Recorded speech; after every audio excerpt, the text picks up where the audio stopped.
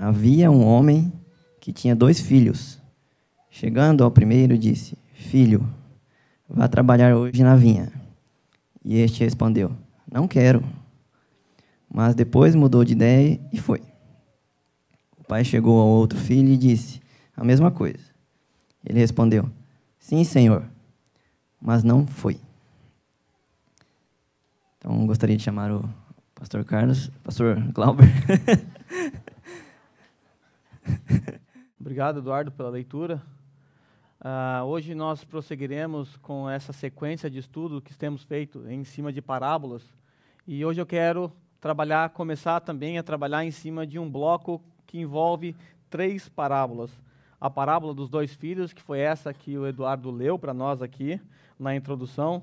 Depois, a parábola dos lavradores e, por último, a parábola do banquete de casamento. Então, nós trataremos, é evidente que não hoje, mas dessas 3 parábolas em bloco. E é sempre interessante trabalhar com parábolas em bloco, porque isso facilita muito para o pregador e também para os irmãos, porque todas elas estão ligadas ao mesmo contexto, e uma vez que eu exponho o contexto para os irmãos e eu também aprendo ao contexto, fica muito mais fácil entender as demais parábolas, porque é uma sequência. Ainda que a parábola do banquete de casamento, ela não foi contada nesse mesmo contexto aqui, ela não foi contada nesse mesmo dia, mas Mateus percebeu que essa parábola tinha a mesma mensagem, ele achou interessante e ele conectou. E eu vou seguir o conselho de Mateus, então eu vou tratar ela aqui, e é evidente que quando eu chegar na parábola do capítulo 22, a do casamento, eu vou expor aos irmãos também, a título de conhecimento, o real contexto que gerou essa parábola. Mas a mensagem contida é a mesma das parábolas que nós vamos ver hoje, das 2 parábolas, a dos 2 filhos e a parábola dos lavradores. Hoje nós vamos ficar com a parábola mais simples, que é aquela que apareceu no texto que foi lido pelo Eduardo. Uma parábola bem fácil de entender, essa daqui não traz dificuldades de entender. Eu mandei essa parábola para bastante pessoas aqui da igreja, e até a pergunta que foi feita por Jesus, eu também fiz essa pergunta aos irmãos e todos acertaram. Então, ninguém errou aqui nessa parábola, tamanha a sua facilidade de compreendê-la. Então, não tem mistérios, não é aquele tipo de parábola que envolve um contexto que você precisa mergulhar lá no fundo mesmo, cavocar para você descobrir. Você consegue entender lendo simplesmente. Então, isso ajudou também no preparo e vai ajudar os irmãos também a entender esta parábola. Como eu disse na primeira parábola que eu preguei aqui, que foi do filho pródigo, eu disse que é sempre importante nós descobrirmos 2 contextos quando estamos estudando uma parábola. Primeiro, o contexto que gerou a parábola. E naquela ocasião eu expliquei aos irmãos que parábolas são respostas que o nosso Senhor Jesus dá ou a perguntas ou a situações. Alguma coisa aconteceu e Jesus olha aquilo e fala: eu vou dar uma resposta. Ele vai e conta uma parábola confrontando ou respondendo aquilo lá. Então, a primeira coisa que você precisa fazer para descobrir o significado de uma parábola é isso. O que gerou essa parábola? Por que Jesus contou? O que aconteceu antes? Ou que pergunta foi feita para que Jesus contasse essa parábola? Depois, você precisa de um segundo contexto, que é o contexto da história da parábola. Porque cada parábola tem o seu contexto histórico. E Jesus está usando elementos próprios dos seus dias nas parábolas. Agricultura, reinado, casamento, filhos que vão servir com o pai. Então são coisas próprias daquele tempo, mas nós estamos a 2000 anos de luz de distância aqui daquele tempo. 2000 anos de luz é bem exagerado, né? Mas estamos a 2000 anos de distância e isso faz com que muita coisa mude de lá para cá. Se lembrar, quando você era criança, já mudou muita coisa. Agora, 2000 anos, então nós temos um abismo cultural entre as culturas da época, a maneira das pessoas se portarem, a forma das pessoas viverem naquela época com o que nós vivemos hoje. Então, nós temos que transportar o nosso tempo e entrar lá para descobrir o que é que Jesus estava tentando dizer, senão fica difícil para nós entendermos. Mas hoje a coisa é mais fácil, nós não precisamos fazer isso, cavocar dessa forma, porque o próprio texto ele é muito claro. Então hoje nós vamos falar da parábola dos dois filhos, e eu fico muito feliz que depois que eu iniciei essa série de parábolas, alguns irmãos se interessaram por parábolas, até comprando livro e recebendo mensagens do pessoal também na internet, pessoas se interessando por parábolas. Isso me deixa muito alegre, como um bom amante de parábolas, eu fico muito feliz. E espero que, à medida que eu for pregando parábolas aqui, também isso desperte a paixão dos irmãos para com as parábolas. Como vocês puderam perceber, não são simples historinhas para boi dormir. Quando Jesus contava aquelas parábolas, elas eram ricas de verdades espirituais. E essas verdades espirituais, quando nós as compreendemos, quando a parábola faz sentido para nós, nós somos fortemente enriquecidos pela mensagem contida na parábola. Alguma pessoa me disse assim: nossa, eu achava que parábola era só uma historinha bobinha assim, mas vendo agora a parábola está cheia de verdade, é praticamente um sermão escondido atrás de uma historinha. E eu espero que esse desejo, essa paixão por parábola passe de mim para vocês também, porque de fato a parábola é fantástica. Bem, como eu disse, antes de nós entrarmos no texto, eu quero entrar no contexto da parábola. Ou seja, aquele contexto que nos explica o porquê Jesus contou essa parábola. O que aconteceu antes de Jesus propor a parábola dos dois filhos aqui? Bom, o texto nos mostra, se você pegar a sua Bíblia e acompanhar comigo, então, por favor, abra a sua Bíblia em Mateus, capítulo 21. Eu quero que você me acompanhe, nós vamos folhear para trás, para frente, nós vamos ver alguns textos que estão bem próximos aqui do contexto imediato dessa parábola. Então, eu gostaria que você ficasse com ela aberta aí, com o seu marcador de texto, com sua caneta, e nós vamos descobrir o contexto aqui que levou Jesus a propor essa parábola. Todos encontraram? Mateus capítulo 21.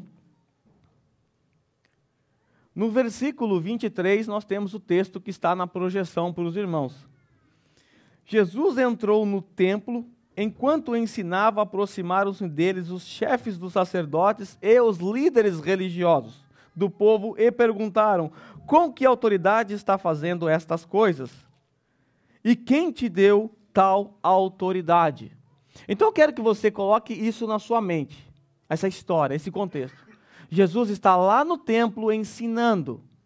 De repente, chega ali os maiorais, o chefe dos sacerdotes. Não é qualquer um, não. É o chefe dos sacerdotes e os líderes religiosos. E se você observar, a próxima parábola vai nos relatar que quem estava ali também eram os fariseus, que evidentemente fazia parte desses líderes religiosos aqui. Então você vai perceber que chega diante de Jesus lá no templo, enquanto ele está ensinando os líderes judaicos, a alta cúpula judaica. E eu escolhi essa parábola exatamente porque ela parece um pouco com as parábolas que nós estudamos anteriormente. Parábolas que tratam dos religiosos daquele tempo tentando pegar Jesus, tentando armar armadilhas para ele cair. E Jesus confronta então a religiosidade daqueles falsos religiosos, e então eu achei interessante, falei, então vou pegar essa mesma parábola que está falando disso. Então Jesus está lá no templo ensinando. Mas quando eu era criança, quando eu lia uma passagem do tipo assim, que Jesus entrou no templo e começou a ensinar, eu imaginava o templo uma coisa como nós estamos fazendo aqui hoje. Um salãozinho com um púlpito e as cadeiras, os irmãos sentados. Então, eu imaginava num texto como esse, algo do tipo: Jesus entrou no salão, subiu no púlpito e começou a pregar como eu estou fazendo aqui para vocês. Mas esta não é a realidade do templo.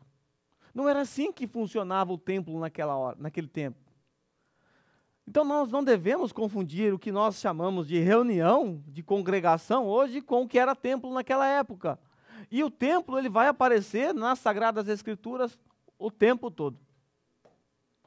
Por quê? Porque era no templo que a religião cristã, a religião judaica, focalizava toda a sua adoração. A centralidade da adoração era no templo. Então, os prosélitos, aqueles que não eram judeus, que vinham de outras localidades, iam até o templo a prestar a sua adoração. Os judeus iam até o templo prestar adoração. E você vai perceber, lendo o Novo Testamento, que o templo vai aparecer constantemente, porque o templo era o coração do judaísmo. Tudo era centrado no templo. E o templo era o local em que a presença de Deus se manifestava de forma focalizada no Antigo Testamento. Porque naqueles dias, nós devemos lembrar que estávamos num silêncio profético. Quando encerra o Antigo Testamento, Deus fica 400 anos sem se revelar, sem falar ao povo, e agora no templo nós não temos, por exemplo, a Arca da Aliança, então a adoração está um pouco comprometida. Mas ainda assim o templo é importante. E nesses dias aqui o templo estava em construção já há 46 anos, desde que Herodes, por fazer acordo com os judeus, estava construindo esse templo. Então Herodes, ele propõe uma reconstrução, uma reformulação do templo para os judeus, em troca da Pax Romana, ou seja, a paz romana. É como se ele dissesse assim: eu vou dar a vocês o que vocês tanto querem, eu vou melhorar o templo de vocês, eu vou ampliar o templo de vocês, mas em troca eu quero que vocês se sujeitem ao meu império pacificamente. Se houver rebeliões, o bicho vai pegar. Então, enquanto vocês se sujeitarem, vocês terão o que vocês querem, o templo, vocês terão liberdade de adoração, terão a Pax Romana reinando aqui, nós vamos intervir quando for necessário, mas se vocês se rebelarem, a coisa vai ficar feia. No ano 66 depois de Cristo, alguns zelotes, meio loucos, tiveram a ideia de que era hora de tomar do Império Romano as rédeas do poder. Foram lá, fizeram uma rebelião, morreram todos, mas aquilo incitou no coração de alguns judeus o patriotismo. Talvez essa seja a hora. E começaram rebeliões e mais rebeliões. Aí no ano 70, já que os judeus não cumpriram o seu acordo, o templo foi destruído. E que se você for lá hoje, você encontra somente o Muro das Lamentações. Hoje é o Facebook para alguns, né? O Muro das Lamentações. Mas hoje ainda lá em Israel, se você for visitar, quiser pagar a passagem, eu vou com você, nós vamos ver que lá tem o Muro das Lamentações. Só sobrou o muro. Então eu quero mostrar um pouquinho o que era o templo para você que não conhece, para você que nunca viu. Quero mostrar para você o que estava acontecendo naquele dia, porque Jesus foi ao templo. Ensinou no templo. E se você ver outras passagens, também Jesus no templo. Nós até vamos ver uma em que Jesus vai no templo e vê os comerciantes fazendo comércio lá e derruba a mesa de todo mundo. Então, se você observar aqui nessa imagem a cidade atrás, você consegue perceber o tamanho que era isso aí. Só para você ter uma ideia, era equivalente a 3 estádios de futebol. O tamanho. Era gigante. Num dia de festa, circulava... em um dia, em torno de 1 milhão de pessoas passavam por ali, naqueles pátios. Vou aproximar um pouquinho mais para vocês aqui, com uma seta, né? O episódio em que nós estamos lendo aqui, em que Jesus está ensinando, ele está ensinando num dos pátios do templo. Nós temos 2 pátios aqui, um da direita e um da esquerda, que são chamados pátios dos gentios.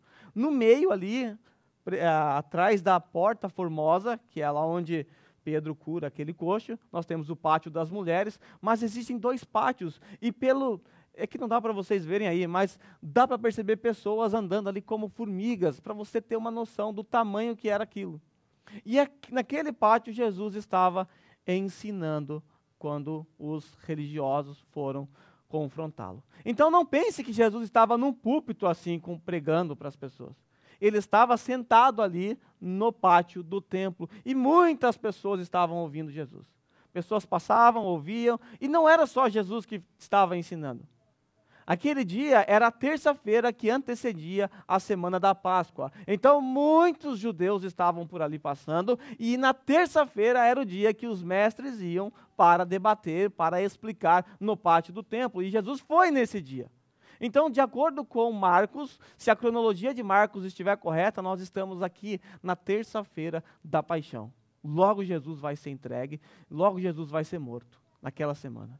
Então, isso é importante para que você entenda o contexto, porque os religiosos, quando eles vão confrontar Jesus ali, tentar pegá-lo, é porque já estão no ápice do desejo de matar Jesus.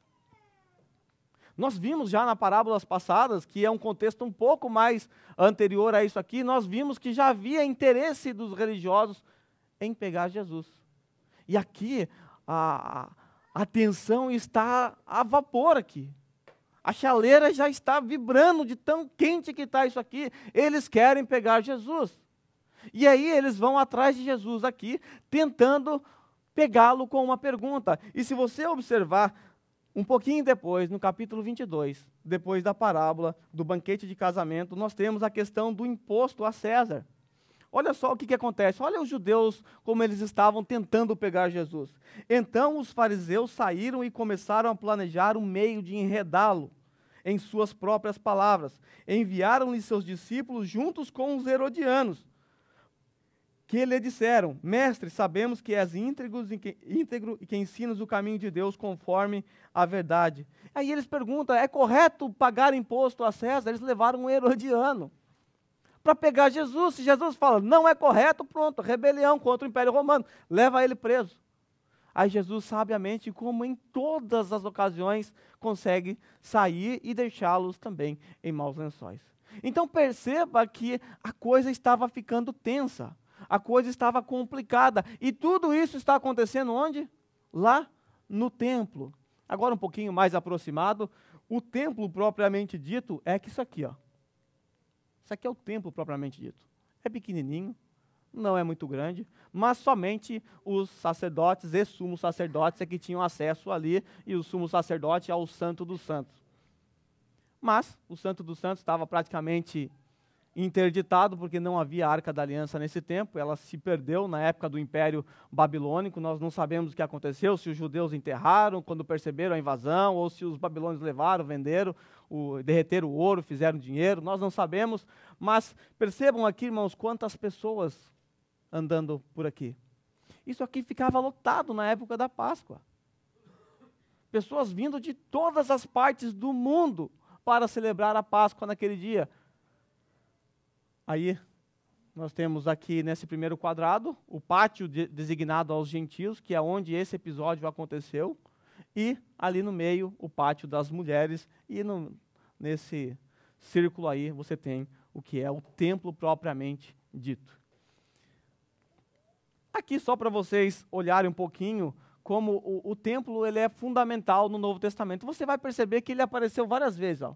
Pórtico de Salomão, a Porta Formosa, onde aquele coxo foi curado. Nós temos o pináculo do templo, onde Jesus foi levado por Satanás para ser tentado.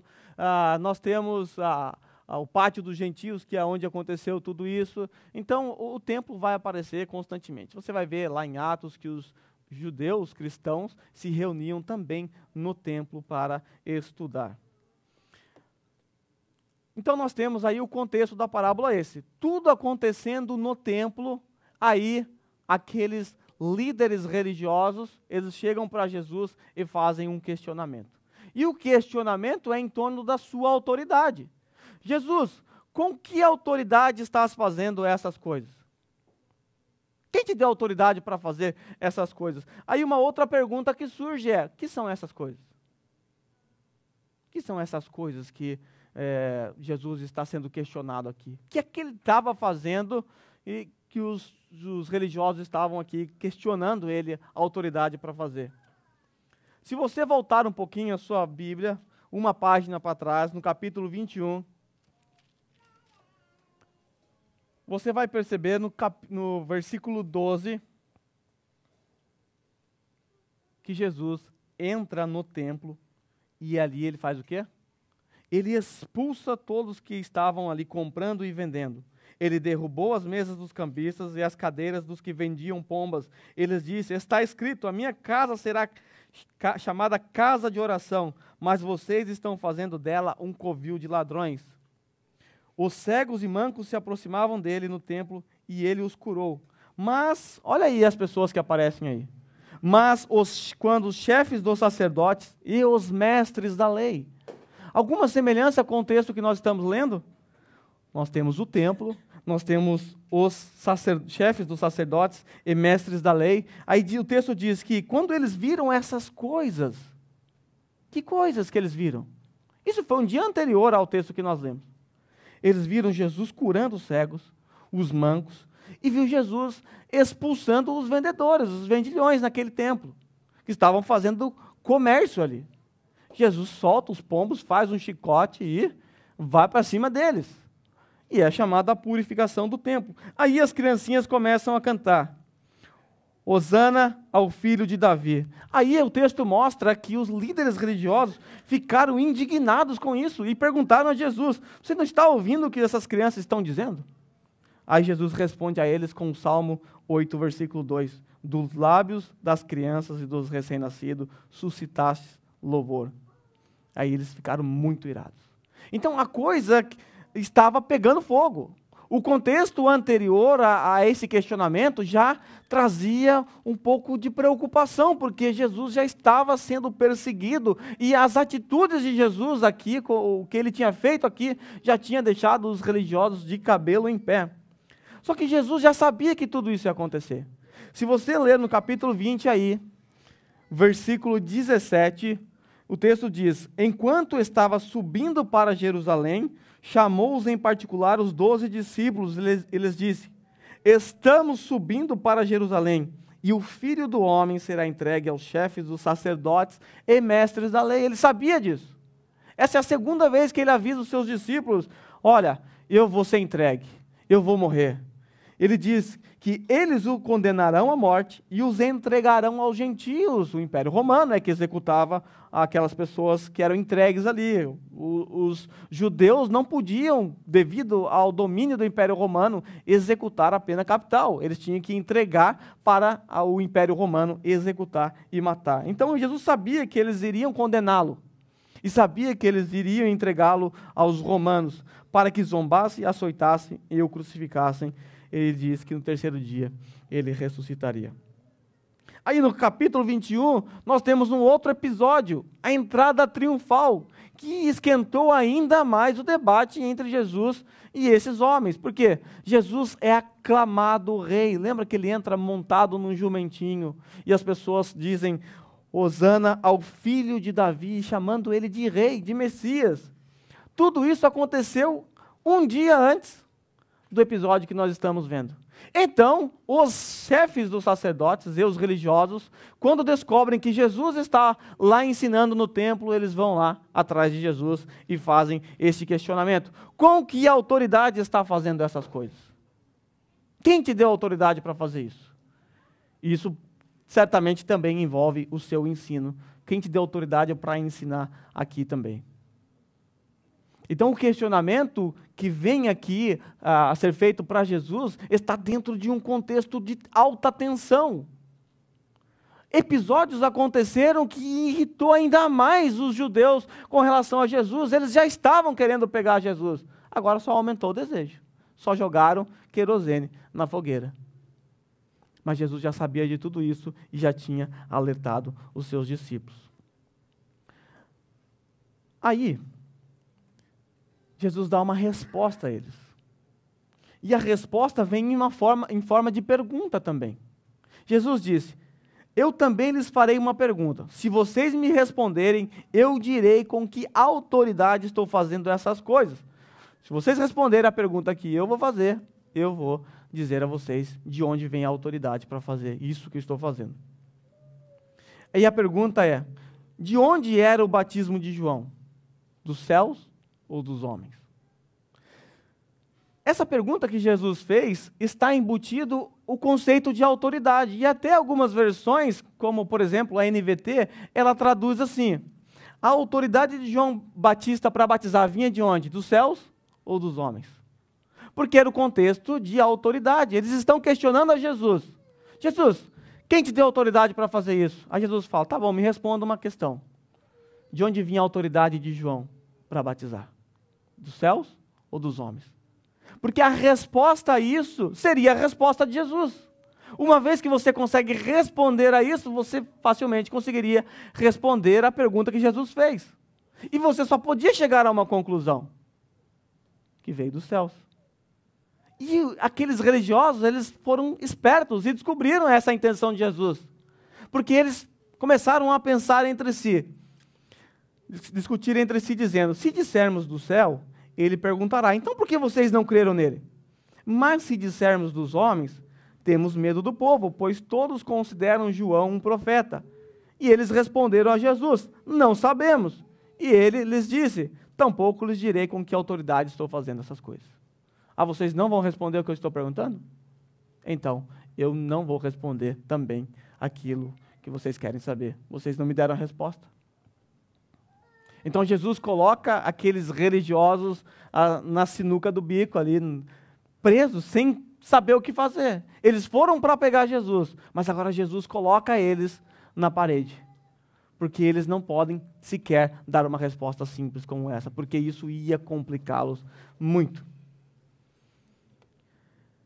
Se nós observarmos ali que aparece a pessoa de João Batista, nos sermões passados também, vocês viram que João Batista também aparece. Lembra? Aquele trechinho que estava aparentemente solto, perdido, em que Jesus diz: a lei e os profetas profetizaram até João Batista. João Batista aparece lá. E aqui também João Batista aparece. Por que João Batista está aparecendo também com frequência no Novo Testamento? Se você observar Mateus, Marcos, Lucas e João, os 4 evangelhos, eles começam com a figura de João Batista. Mas por quê? Porque havia uma profecia lá em Malaquias, capítulo 4, versículos 5 e 6, que diz: vejam, eu enviarei a vocês o profeta Elias, antes do grande e temível dia do Senhor.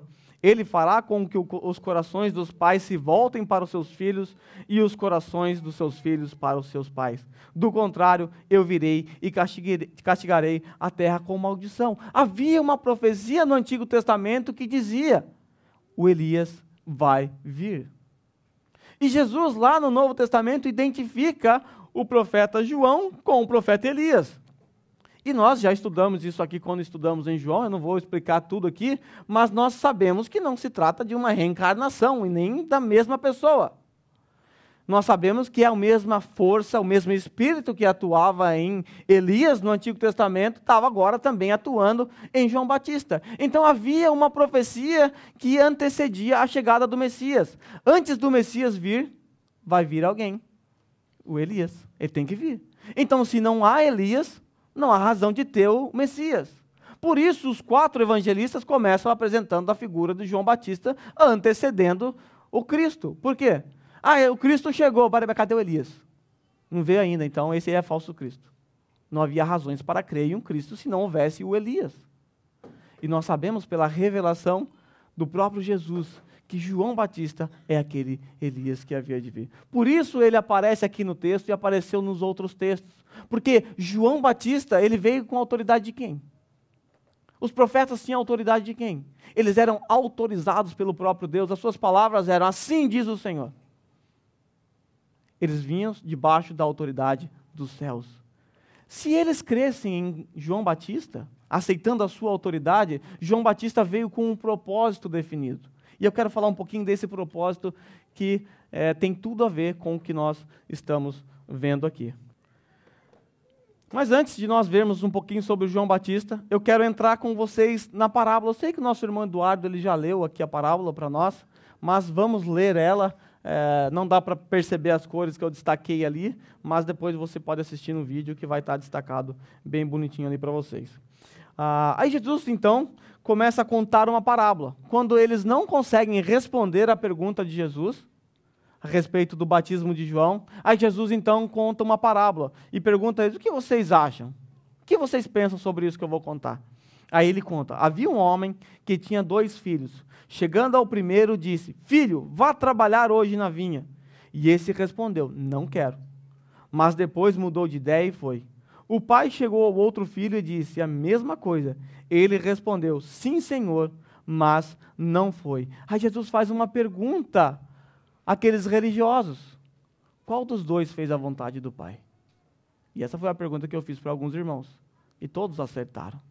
É uma resposta infantil. É uma resposta que qualquer um consegue responder. Agora, aqueles religiosos que disseram na questão anterior: não sabemos. Agora eles não têm como não responder.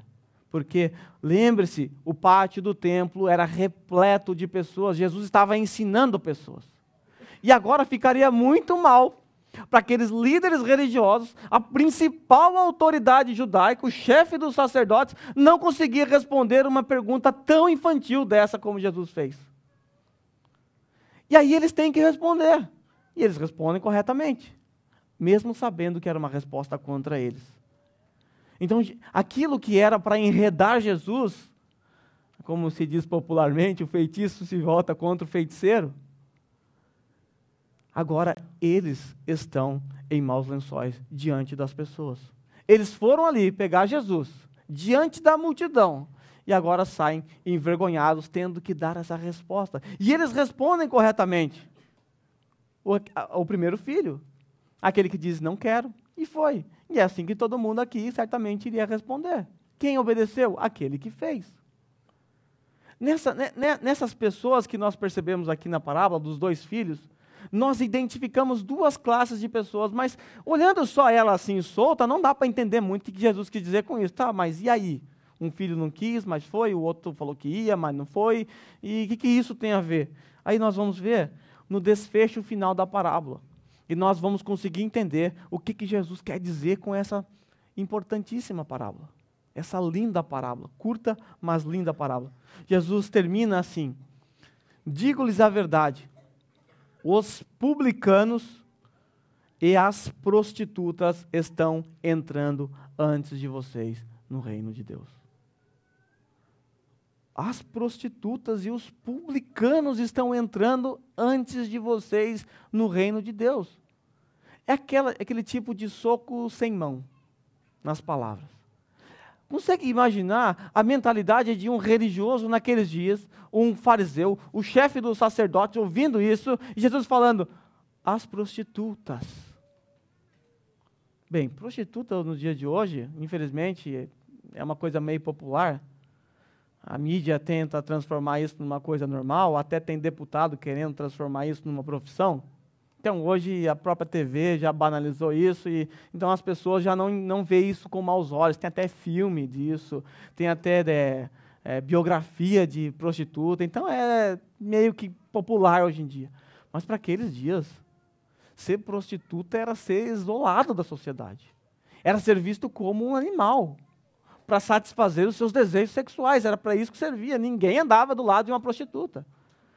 Ninguém teria amizade com uma prostituta. Os religiosos, então, nem pensar. Passavam longe desse tipo de pessoa. Aí nós temos os publicanos, que aparecem aqui também, que nós já vimos no outro sermão. Quem são? Os cobradores de impostos. E agora Jesus está dizendo àquela elite religiosa, diante da multidão, que as prostitutas e os publicanos estão entrando antes deles no reino dos céus. E não pense que esse antes ou primeiro do que vocês no reino dos céus é uma ordem de chegada. Não é que eles vão chegar lá. Você vai perceber nas próximas parábolas que vai vir juízo e condenação sobre eles. Então não é que eles vão chegar lá. É a questão de destacar as pessoas que estão entrando, publicanos e prostitutas, algo inimaginável naqueles tempos.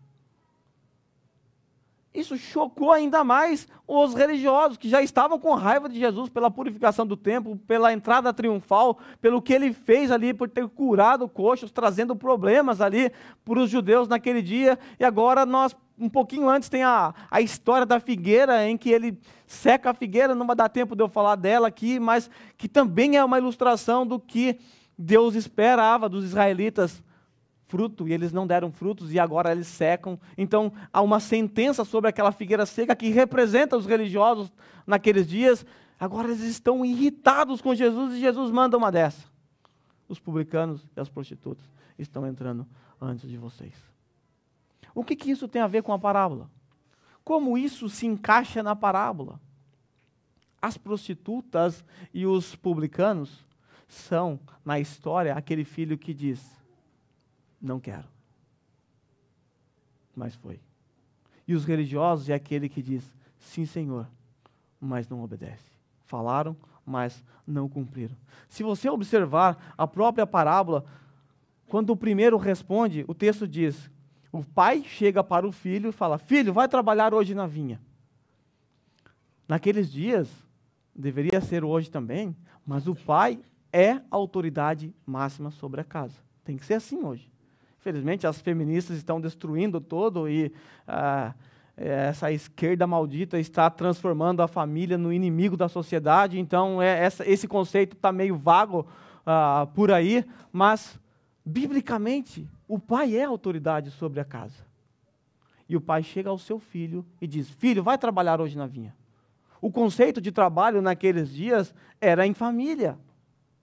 Não existia as empresas, não existia a Honda, não existia a Suzuki, não existia a Aichi, não existia nada disso. As pessoas trabalhavam com seus pais, plantando, colhendo, cuidando dos animais. A família se autossustentava dessa forma. Daí vinham os recursos. E era natural que os filhos trabalhassem junto com os seus pais. Aí o pai chega: filho, vai trabalhar na vinha.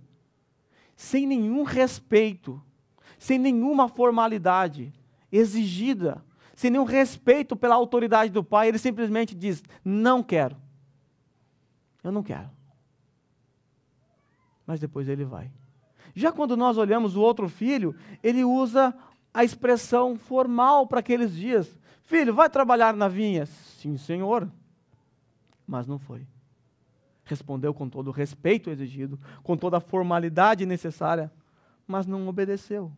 Não fez a vontade do pai, ou seja, não se sujeitou à autoridade do pai, ainda que seja repleto de formalismo.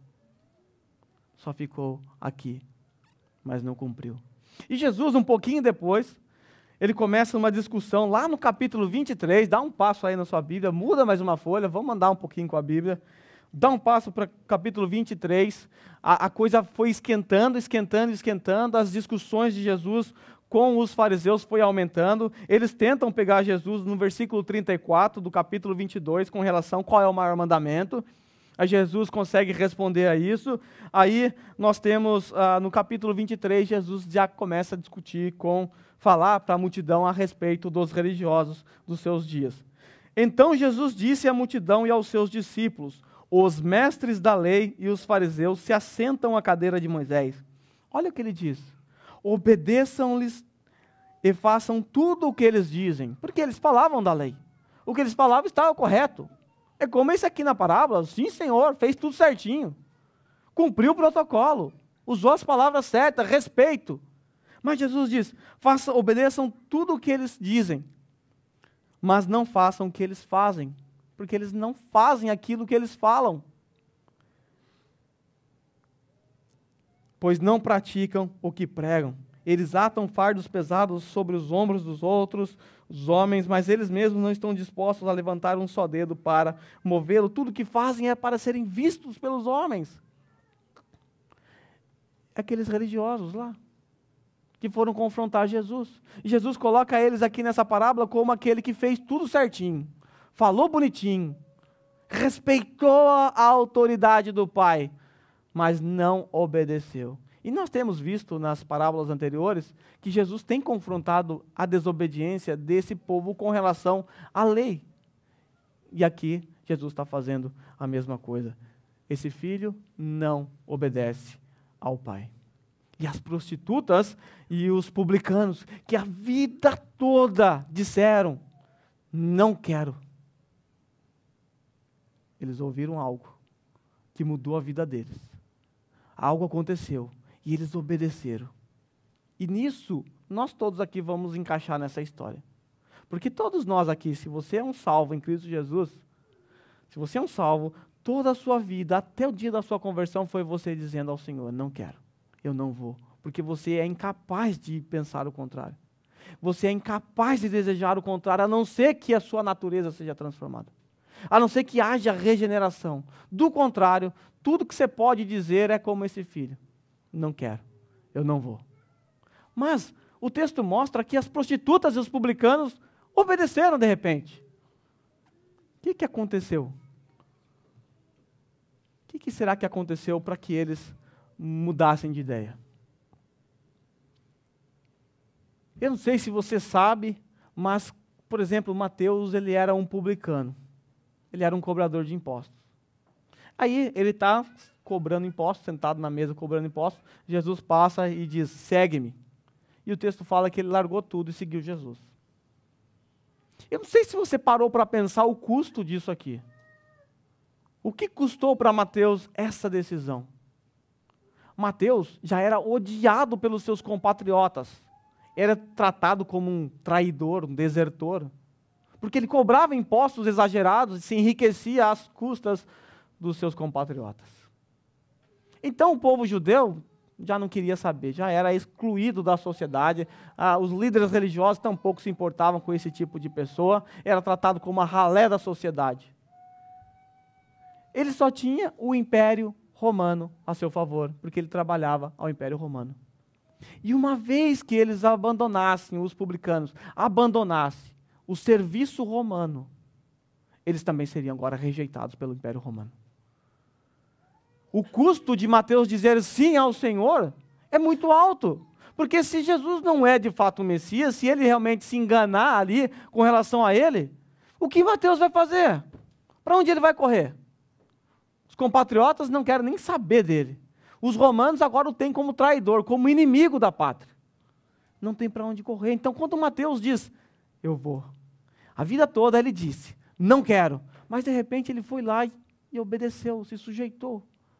Ele colocou a sua vida toda em risco. As prostitutas também.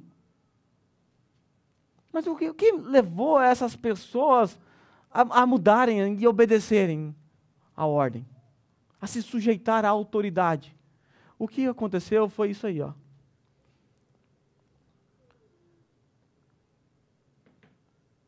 Eles creram na mensagem de João Batista.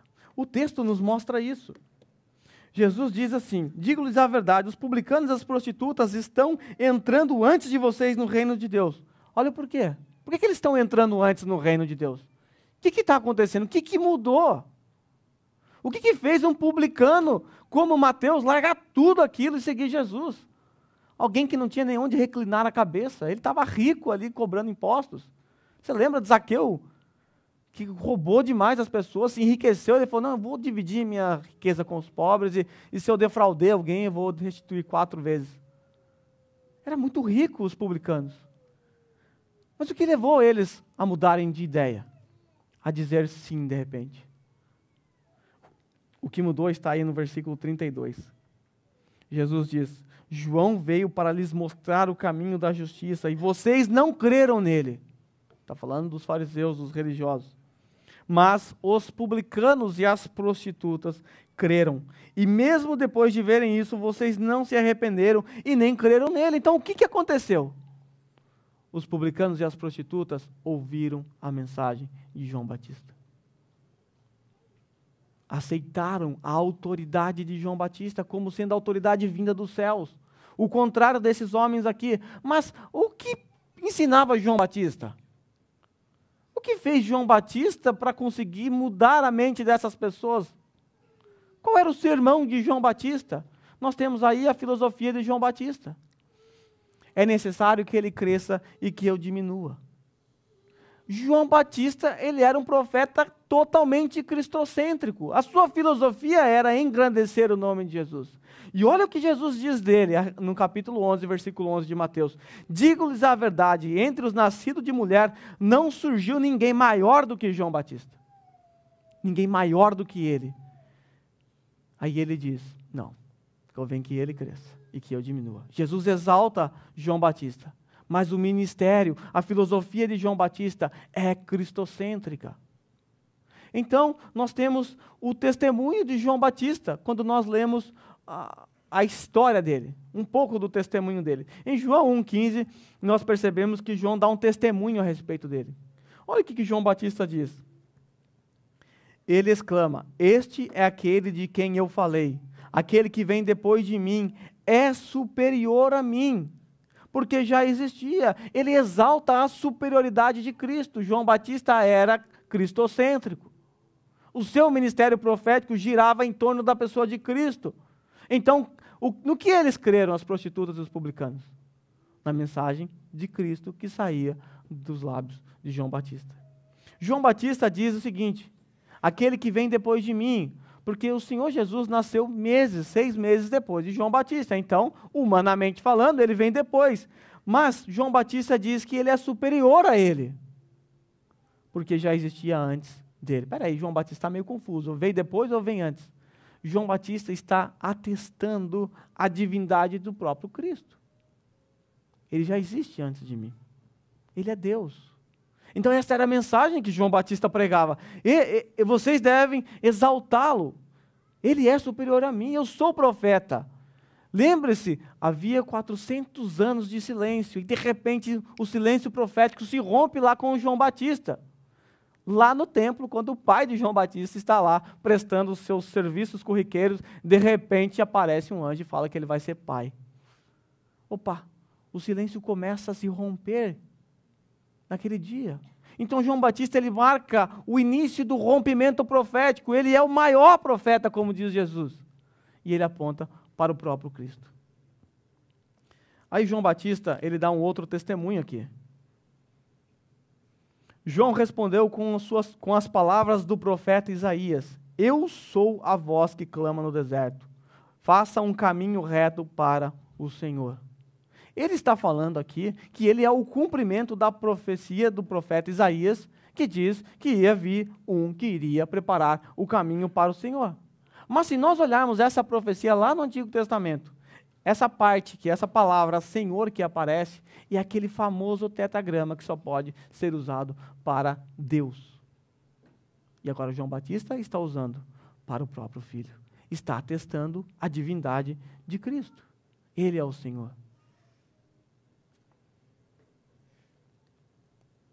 Tem mais. O testemunho de João Batista em 1:26. Respondeu João: eu batizo com água, mas entre vocês está alguém que vocês não conhecem.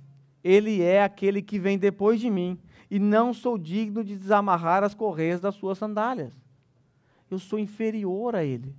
Eu sou o maior profeta, como ele disse, sim, mas eu sou menos do que ele. Ele vai vir e vai batizar com água. Ele vai batizar com o Espírito Santo e com fogo. E nós já aprendemos no contexto que o batismo com o Espírito Santo é a salvação. E com fogo é a condenação. Se você não viu isso aí, você pode ver depois lá no YouTube. Jesus é aquele que vai batizar com o Espírito Santo. Diferente do que você ouve por aí em algumas igrejas, que é algumas pessoas pular, ficar histérica. Não tem nada a ver com isso. O batismo com o Espírito Santo é a salvação. Aqueles publicanos e pecadores foram batizados com o Espírito Santo. E sabe o que vai acontecer com aqueles publicanos, com aqueles religiosos, chefes de sacerdotes, fariseus, mestres da lei? Serão batizados com fogo. Vai chegar o dia deles. Eles serão batizados com fogo. Então João está mostrando, ele batiza com o Espírito Santo. A salvação vem dele. Mensagem de João Batista. Tudo vem dele. João 1:29, ele diz assim: no dia seguinte, João viu Jesus se aproximando e disse: vejam, é o Cordeiro de Deus que tira o pecado do mundo. Essas palavras de João Batista não faz muito sentido para nós hoje, porque a gente, às vezes, quando era criança, até pensava, nossa, por que ele chamou Jesus de animalzinho, né, cordeirinho? Por que será? Não entendia quando eu era criança. E talvez para alguns aqui também não faça muito sentido. Mas naqueles dias, quando João pronunciou isso, todo mundo sabia do que se tratava. Porque os cordeiros eram os animais mais usados no sacrifício para perdão e expiação dos seus pecados. Para cobrir os seus pecados. E agora João Batista olha, fala, esse aí, ó, esse que está vindo aí, vocês não conhecem ele direito. Mas ele é o Cordeiro de Deus que tira o pecado do mundo. E foi esse Cordeiro de Deus que tirou o pecado das prostitutas e dos publicanos naquele dia. Então, segundo João Batista, quem era Jesus? E por isso Jesus fala, se vocês não creram nele, lá na parábola, vocês não creram nele, mas as prostitutas e os publicanos creram. Mas eles creram no quê? Creram em tudo aquilo que João Batista dizia a respeito de Jesus. Essa era a sua função. Então ele apresenta Jesus como aquele que deve ser exaltado. Os judeus não ligaram para Jesus. Não deram ouvido a isso que João Batista disse. Ele apresenta Jesus como pré-existente, ou seja, ele já existia antes mesmo de pisar essa terra, ele é divino. Apresenta ele como o Senhor, Yahvé. Apresenta ele como aquele que batiza. e apresenta ele como o Cordeiro de Deus que tira o pecado do mundo. Esta era a mensagem de João. Então, o que mudou o coração de Mateus, dos publicanos, das prostitutas? O que mudou? A mensagem de Cristo. Eles reconheceram Cristo como Deus lá no Antigo Testamento, que já existia. Eles reconheceram Jesus como suficiente para tirar os pecados do povo. Eles reconheceram a Cristo como o Filho de Deus encarnado, que veio para tirar e purificar o pecado do seu povo. Isso que mudou. Então, de certa forma, esta é uma parábola sobre você. Como eu disse a princípio, antes mesmo de você aceitar ou crer ou ouvir Cristo, se arrepender dos seus pecados, você sempre disse não a Ele. Sempre disse não. E segundo os cânticos que nós cantamos aqui, é porque você não podia dizer sim. Porque você nasceu com uma natureza totalmente corrompida, numa depravação total. Você era morto espiritual, de acordo com Efésios capítulo 2, você não podia fazer nada. Esse era o curso natural. A única coisa que nós poderíamos dizer diante do chamado de um pai era, não quero. Porque nós não desejávamos. Não há quem busque a Deus. E se você é alguém que se converteu a Cristo, você, até aquele dia da sua vida, viveu dizendo, não vou, não quero. Mas algo aconteceu em você. Em um determinado momento da sua vida, o próprio Deus mudou o seu coração. Tirou aquele coração de pedra e te deu um coração de carne. Depois que Ele fez isso, obediência passou a ser a sua prioridade. Você não quis obedecer até ter um coração de pedra, enquanto você tinha um coração de pedra. Mas uma vez que Deus te deu um coração de carne, que Ele te regenerou, você só podia dizer, sim, eu quero. Sim, eu obedeço. Porque Ele nos chamou gentilmente, nos atraiu, como nós cantamos. Com o seu amor, com o seu poder regenerador, Ele nos atraiu. Essa é uma história sobre nós. Essa semana, e agora também ouvindo os louvores aqui, eu comecei a refletir um pouquinho no texto e eu fiquei tentando assim, lembrar um pouco da minha história, de como tudo aconteceu. Tentei lembrar dos momentos em que eu disse, até o momento em que eu disse não, não, e eu me recordei do momento em que o Senhor me atraiu, que o Senhor me chamou. E naquele dia, foi na quinta-feira, foi um dia muito diferente, especial, porque há muito tempo eu não lembrava disso. E o Senhor me fez lembrar de coisas que eu não lembrava mais. Eu vou contar um pouco da minha história, já que ninguém conhece, e muitos me cobram de eu falar dela. Eu não gosto de falar de mim, mas se você quiser vir contar também, eu dou essa oportunidade para você. Eu fui uma criança que até os 11 anos de idade, eu ia à igreja com minha avó e com os meus tios. Eu fui criado dentro desse ambiente. Apesar dos meus pais não serem cristãos, meus avós, meus tios, primos, todos eram. E eu convivi nesse ambiente.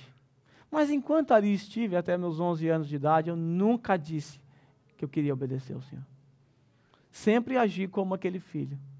Primeiro filho, não vou e não quero. Quando eu fiz 11 anos de idade, mais ou menos, eu já não ia mais, já não queria mais, adolescente e tal, e eu me tornei uma criança, desculpe, vocês vão ficar assustados, quem tem filho de 11 anos, mas eu era muito mulherengo.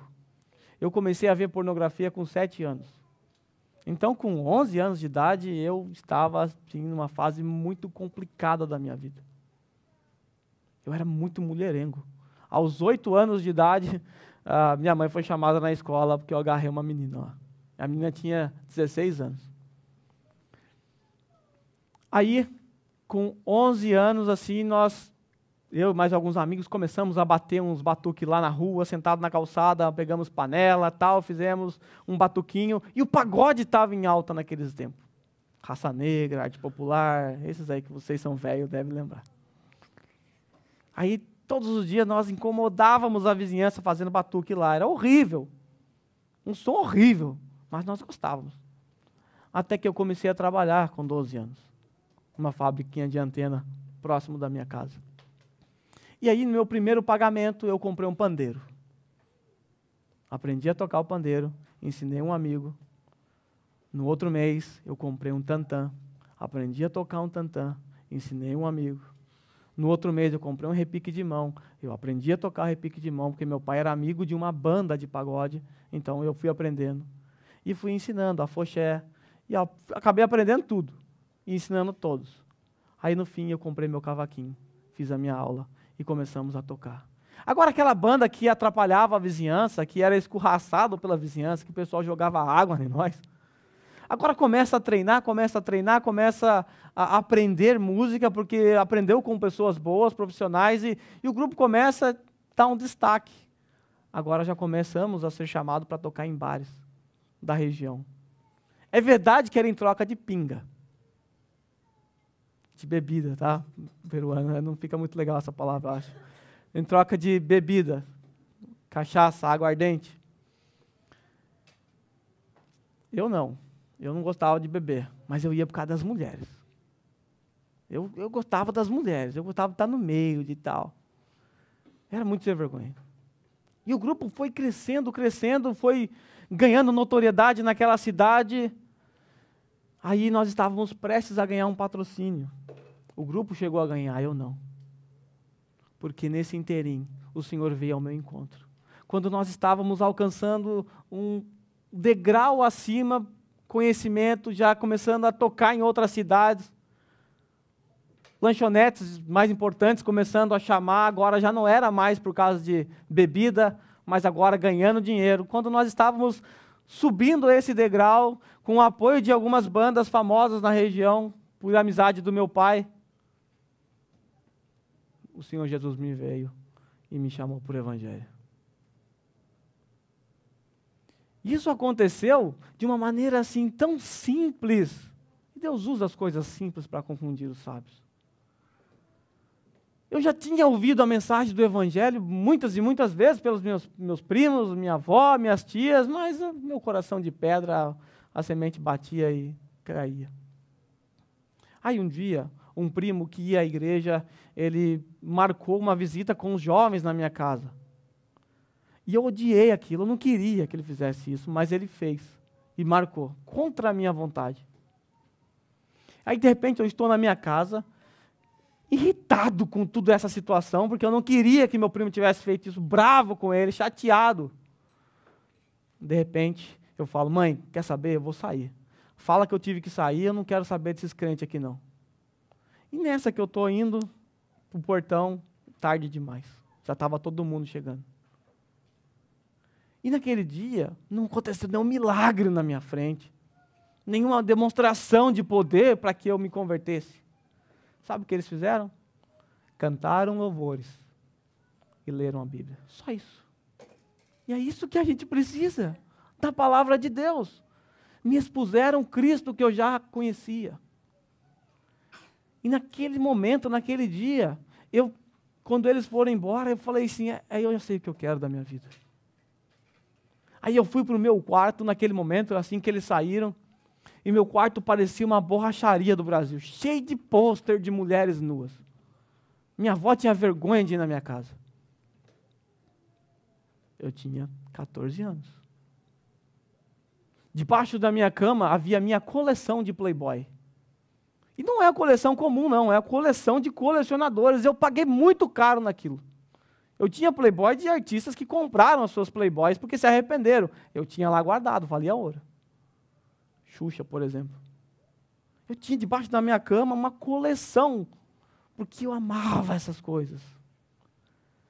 Mas quando eu fui para o meu quarto, assim que eles saíram, aquilo tudo me enojou. Eu já não podia dizer mais, eu não vou, eu não quero. Tudo que eu podia dizer ao Senhor é, me perdoa. E ali, no meu quarto, eu me rendi ao Senhor, me entreguei a Ele. Naquele mesmo dia, fui ao culto. Chegando ao culto, estava havendo o batismo lá, daqueles mesmos jovens que foram na minha casa, e eu olhei aquilo e falei, por que não hoje? Eu conheço já, eu já estou aqui há um bom tempo, mas não deixaram, evidentemente, mas eu fiquei ansioso aguardando o próximo retiro. Naquele dia que eu fui para o meu quarto, eu peguei a minha coleção de Playboy, todos aqueles pôsteres, rasguei tudo e joguei dentro de um latão pegando fogo. Porque aquilo lá já não podia fazer mais parte da minha vida. Eu sempre disse sim para aquilo e não ao Senhor. Agora eu não conseguia mais dizer sim para aquilo. Eu só conseguia dizer sim para o Senhor. Assim aconteceu a minha conversão. E quando eu cheguei à igreja, eu falei para os meus tios, eu falei, eu criei em Cristo. Eu recebi a Jesus. Eles ficaram muito felizes. Aí minha tia falou o seguinte, mas tem esse negócio de mulherada, né? Tem que dar uma parada nisso aí, não vai dar certo, né? E eu era viciado nisso aí. Eu era do tipo que eu tinha que ficar com uma menina no fim de semana. Então, eu tinha umas que meus amigos falavam, cara, tu é herói. Tu é corajoso, porque como é que você tem coragem? Eu não me importava com beleza, com aparência, com coisa nenhuma, eu queria era as mulheres. Eu era muito promíscuo. E essa era a parte mais difícil. Abandonar a minha banda foi fácil. Doeu um pouquinho. Não foi tão fácil assim. Dinheiro, fama, mulher, tudo que o ser humano natural quer. Não foi fácil largar tudo isso. Mas largar a prostituição, as mulheres, isso custou muito. E eu falei, tia, eu acho então que eu não consigo. Se é esse o padrão, eu não consigo. E eu falei uma verdade, eu não consigo mesmo, e ninguém consegue. Ontem o Enzo mentiu, lá em casa, eu chamei ele para conversar, ele falou, eu não consigo. Eu falei, filho, você falou uma verdade, você não consegue mesmo, o papai também não consegue, porque não é a nossa força. Aí, continuei na igreja, quando eu percebi, irmãos, 2 anos se passaram, e eu não tinha ficado com nenhuma moça. Não tinha ficado com nenhuma menina. Aí então eu conheci uma japa linda. E eu casei com ela. Mas foram 2 anos que eu nem percebi. E o Senhor havia me guardado, me protegido. Porque houve uma transformação que veio dele. Todos os cânticos que nós cantamos, e nós vamos cantar depois aqui de novo, falam a respeito disso. Da nossa natureza caída, da nossa incompetência em dizer sim ao Senhor, da nossa incompetência de obedecer ao Senhor, porque a nossa natureza é caída. A nossa natureza ela é inclinada para o mal, para o pecado. Mas uma vez que Deus age no nosso coração, no nosso espírito, nos dando uma nova natureza, essas coisas, quando acontecem em nossas vidas, é um acidente desastroso, da qual nós nos lembramos, eu não posso mais, eu não consigo mais. Porque agora eu tenho Cristo que vive e reina em mim. O que aconteceu com as prostitutas e publicanos foi exatamente o que aconteceu comigo. É evidente que de forma diferente, assim como é diferente com cada um que está aqui, mas houve um dia em que o Senhor disse a você, venha, me siga. E você, sem pensar no custo, seguiu, porque você não podia resistir a essa voz doce do nosso Senhor. Você mesmo sem saber muita coisa, você não pôde dizer não, porque você sabia no seu coração que Ele era aquele a qual você deveria entregar a sua vida de uma vez por todas. Eu posso dar oportunidade para alguém quiser, se alguém quiser contar a sua história aqui. Mas essa é a minha história. Não era a minha intenção contá-la aqui assim, mas ouvindo as canções hoje e refletindo no que aconteceu comigo essa semana, eu acredito que Deus está no controle de tudo. Naquele dia, na fábrica, na quinta-feira, eu, depois de lembrar desse episódio, eu comecei a lembrar de tantas coisas que o Senhor me livrou por ter me chamado. Quando eu voltei ao Brasil, eu fui atrás dos meus amigos, né, da banda. Um estava trabalhando de servente pedreiro, o outro casou, já tinha se separado, mas os demais, preso, um foi assassinado por causa de droga, o outro envolvido com drogas, totalmente perdidos. Eu olhei para aquilo e falei, Senhor, obrigado. Obrigado porque o Senhor me livrou de tantas coisas. Me livrou de tanto sofrimento. E eu lembro que eu tinha 14 anos quando eu me converti. Naquele dia, eu no quarto, desesperado, eu soluçava dizendo, Senhor, por que não antes? Porque eu perdi a minha vida toda longe do Senhor? Por que o Senhor não me chamou antes? Esses foram os meus questionamentos naquele dia. Achei que eu havia perdido a minha vida toda longe, de fato, era a minha vida toda. Eu só tinha 14 anos, não tive mais 14 para compensar. Mas o Senhor me fez lembrar que Ele me chamou pela sua bondosa mão, pela tua bondosa vontade, e me livrou de tantos males. E o Senhor livrou vocês também de tantos males. Ainda que a sua conversão tenha acontecido recentemente, aos 10, 8 anos, e você viveu muito longe, saiba, é livramento do Senhor, ainda que não seja um livramento de coisas terríveis aqui na terra. Talvez você seja um bom cidadão, talvez você é alguém de bem, não era alguém que envolvido com prostituição, drogas e afins, crime, mas Deus te livrou de algo pior, te livrou da condenação eterna, te livrou de sofrer eternamente no inferno. Vamos nos colocar em pé.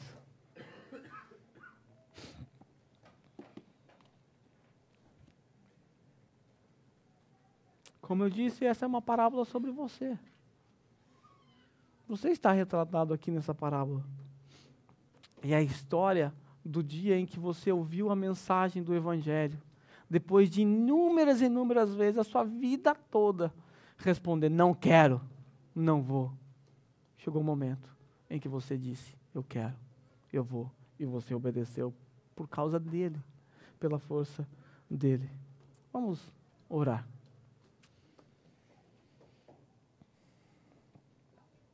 Santo Deus, eu quero te agradecer pela tua palavra que é rica e poderosa e que fala aos nossos corações. Obrigado, Senhor, por nos expor nessa manhã os nossos corações aqui. Nos fazer lembrar daquilo que éramos, daquilo que fazíamos, quando não tínhamos o Senhor. Obrigado, Senhor, porque em um determinado momento, sem nenhuma explicação, sem nenhuma bondade em nós, sem nenhum mérito, o Senhor veio ao nosso encontro. O Senhor nos resgatou, nos deu uma nova vida, nos tratou como filho. O Senhor, muito obrigado, Senhor, porque o Senhor nos livrou de muitos males aqui nesse mundo. O Senhor nos livrou de muitos sofrimentos devido aos nossos pecados. Mas obrigado, Senhor, porque o Senhor nos livrou de um sofrimento maior, sofrimento eterno, a condenação eterna. E obrigado, Senhor, por falar ao nosso coração através dessas parábolas, que transmite, Senhor, a verdade do Teu Evangelho, que transmite, Senhor, aquela verdade que confronta o coração dos incrédulos, trazendo o arrependimento. Ó Deus, nos ajude, Senhor, a pensarmos como João Batista, pensarmos que o Senhor é quem deve crescer, não nós. Pai, eu agradeço nessa manhã pelos irmãos que estão aqui.